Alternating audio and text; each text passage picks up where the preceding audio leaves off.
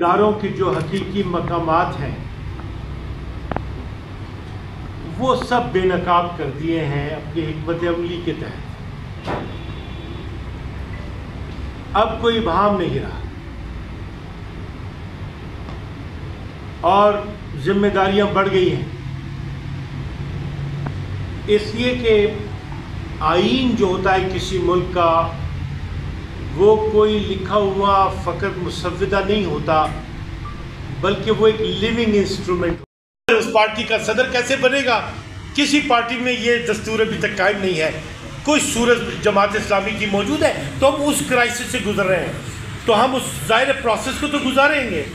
تو یہاں پہ یہ چیلنجز ہے کہ حقیقی حاکم کا اثر اتنا زیادہ ہے کہ جو کمزوری پیدا کر دیتا ہے، اب اس سے لے کے چلنا اور عوامی قوت کو ساتھ ملا کے چلنا.